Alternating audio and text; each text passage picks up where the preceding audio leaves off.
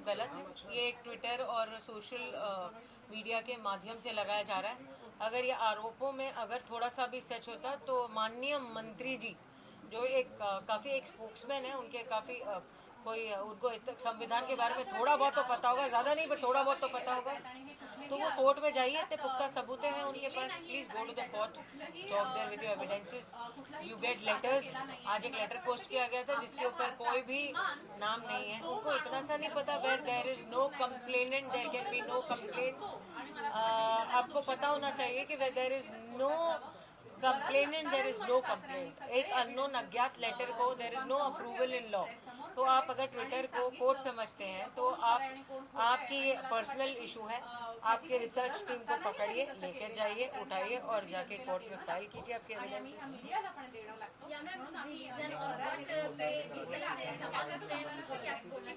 I can't hear you, I can't. ये बड़ा ही शर्मनाक किस्सा है कि कोई भी उठा के कोई भी इंसान किसी भी बेटी को, बहू को, पिता को, मृत्यु माँ को आप कुछ भी बोल रहे हो, अनाप शनाप बक रहे हो। You are at a post, you should respect women, you should respect somebody's बहू, you should respect somebody's daughter, you should respect somebody's father.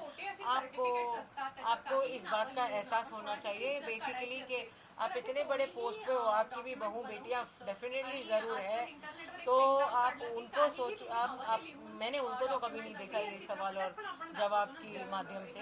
तो आप उनकी बहू बेटियों के उनके भी पिक्चर्स होंगे, उनका भी कोई कुछ होगा, तो आप सोचिए इतने गिरा हुआ काम करना, ये तो मुझसे नहीं होगा। I will never do that to you. I will personally say that आप बहुत रिस्पेक्टेड इंसान हैं, आप अपनी क्लास में चलिए। आपका क्या इरादा है मुझे तो समझ नहीं आती है, but you are definitely creating a false image, definitely you are tarnishing name of a woman. आपने एक बैठे बैठे एक क्रिमिनल लॉयर को, एक लॉयर है जो औरतों के लिए लड़ती है, उसकी सेफ्टी के लिए लड़ती है, एक औरत है जो केसेस लेती है, आपने उस औरत को डॉन बोल दिया। आपने एक संविधान के इंसान को डॉन बोल दिया। मतलब आप कितने गलत हो सकते हो। आपने वो नहीं चला तो आपने गलत ट्वीट कर दिया जहाँ दुबई बोला गया। आपको पासपोर्ट चेक कीजिए। आप एक ब्यूरोक्रेटिक ऑफिसर के ऊपर इल्ज़ाम लगाने से पहले आप अपने वेरिफिकेशंस कीजिए। आप सुबह सुबह उठ के कोई भी माध्यम से किसी को कुछ नहीं बोल सकते। आप गलत हो इस मामले में। It is morally, ethically and principally wrong whatever you are going, and it is even legally wrong to do that. आप कोई भी माध्यम से कोई भी चीज़ आप एक 75 years old के एक्स पुलिस मैन को आप गलत सर्टिफिकेट बोगस सर्टिफिकेट बनाने का इल्ज़ाम दे रहे हो। आप एक ऑनेस्ट ऑफिसर को सिर्फ ड्रग्स पकड़ने का काम कर रहा है, उसके ऊपर आपने इतने बुरे इल्ज़ाम लगाए, जिसने अपनी जान पर खेलकर डोंगरी में जिनके ऊपर इतनी सारी आफतें आई थी, जिन्होंने अपनी जान को रिस्क पे रखकर जो ये रैकेट काम करते हैं, तो आपने उसको नहीं देखा और आपने ये सब चीज़ें, why is this divorce and why is this certificates and why is this religion and political background related with drugs. ये कहाँ तक की कनेक्शन इनका, मेरे को नवाब मलिक जी जवाब दीजिए, ये तीनों का कनेक्शन कहाँ मिलता है? बस मेरा भाई, आप एक आदमी है जो एक NIA में काम करता है, एक बड़ा ऑफिसर रह चुका है ना, जो एक इन्वेस्टिगेशन एजेंसी है हमारे देश की। आप वो एक काम कर चुका है। He is very honest on his every post. He was never labelled और never had and appointed, but the thing is that it is very sad to know that right now that he's being questioned, he's been alleged extortion लिया होता तो वो अब तक jail में क्यों होता है? It's a very sensible बात। As a lawyer I'm saying this, as a personal lawyer, कि अगर ये सब बात हो जाती तो कोई बेचारे अब तक वो बेचारा बच्चा जेल में क्यों होता? I'm just talking normally, like you know, as a normal lawyer।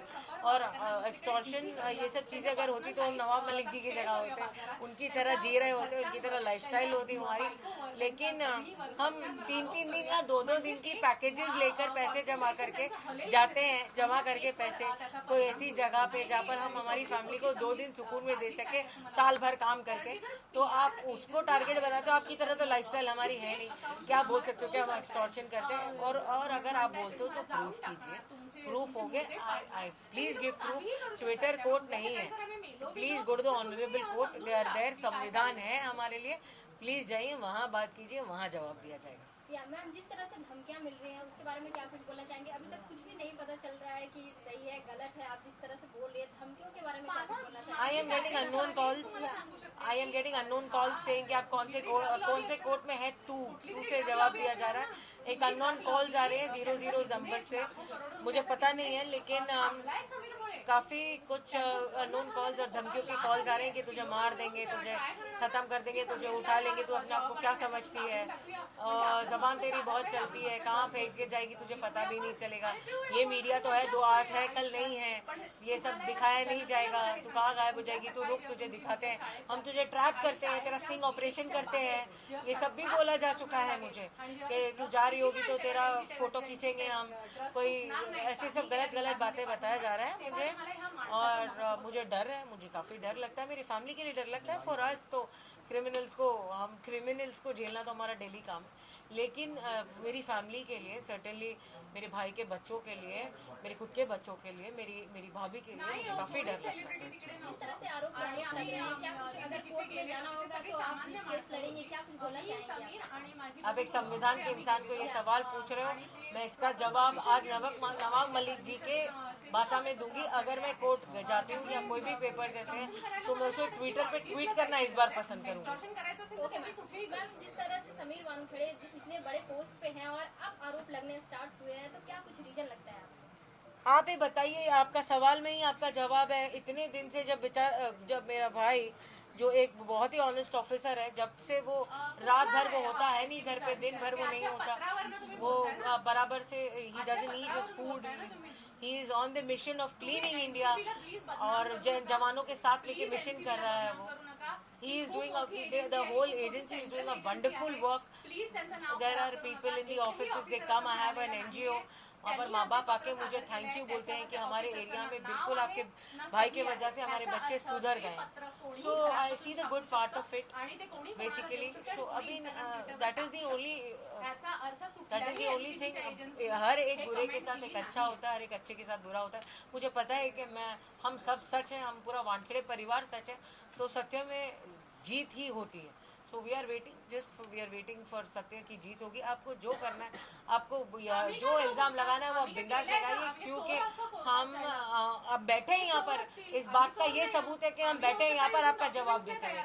पहले एक बनाया गया था स्टार्टिंग से, एक 1 to 1 अगर आप सीक्वेंस देखोगे तो पहले मेरा नाम लिया गया विटनेस के साथ, फिर सेकंड आपने मेरा नाम, फिर मैं आई पिक्चर में, आपने मेरे न्यूज़ चैनल्स में मेरे जो स्टेटमेंट्स गए, फिर उन्होंने मेरे ऊपर ज़्यादा ध्यान दिया, फिर मेरे दुबई और मालदीव्स के फ़ोटो, जो उनको पता भी नहीं है कि मेरी भाभी और उनकी फैमिली, मेरे भाई मेरे साथ थे, उनको ये पता भी नहीं है, और मैं अकेली गई थी, उन्हें ये बात का पता नहीं है। प्रोटोकॉल लेवल होता है, पासपोर्ट चेक कीजिए, आप वेरिफिकेशन चेक कीजिए, आपको एक बात पता होना चाहिए। तो बेसिकली आपको कुछ भी मालूम नहीं है और आप इल्ज़ाम पे इल्ज़ाम लगा रहे हो। फिर थर्ड आपने मेरे डैडी के ऊपर इल्ज़ाम लगाया, दैट्स द सीक्वेंस, आके आपका कास्ट बुरा है, आप बोगस इंसान हो। जो इंसान 75 ईयर्स का है, जो एक एक्स पुलिस ऑफिसर रह चुका है, आप इनडायरेक्टली बोल रहे हो कि पूरा सिस्टम फेलियर है। ये आपने the whole system has kept my brother and given him such a post. आपने पूरे सिस्टम को फेलियर करार दिया है कि फेलियर कि आप सर्टिफिकेट चेक नहीं कर पाए, उनका नाम डिफरेंट है, आप सिस्टम फेलियर प्रूफ करना चाहते हो। इसके माध्यम से आप बोलना चाहते हो कि सब बोगस है, मैं ही सही हूँ। आप ये बोलना चाहते हो, आप पूरे सिस्टम को फेल बताना चाहते हो। ऐसे तो आप NIA के ऑफिसर को बोल रहे हो, वो GST जो रह चुका है, उनके पोस्ट अलग अलग हो चुके हैं, आप पूरे NIA में भी हो चुका है, एक बड़े पोस्ट पे एजेंसीज पे, आप सब एजेंसीज को आपको उनको दिखा रहे हो कि ये कितने बड़े फेलियर हैं। आप ऐसा बोल रहे हो कि उन्होंने ओवर चेक नहीं किया होगा। और जाने दिया होगा। आप ये केसेस को, आपके पास अगर, मैं आपको एक एडवाइस देना चाहती हूँ, अगर आपके पास इतने अच्छे सबूत हैं, आपके पास एक्सीलेंट सबूत है, आप बहुत स्ट्रांग हो, आप फाइनेंशियली बहुत ज़्यादा स्ट्रांग हो, आप एक पॉलिटिकल बहुत अच्छी पोस्ट पे हो, आप उठिए और कोर्ट जाइए। जिस तरह से आर्यन खान का उन्होंने संकाल रखा था अभी तक का, उसमें क्या कुछ बोलना है? उनसे आरोप लग रहे हैं कि नहीं, right now I came to know with my lawyers that there was a affidavit filed by the advocate of Aryan Khan, that he has Mr. Samir Wankade has no involvement in that, and that is a good news for our lawyers.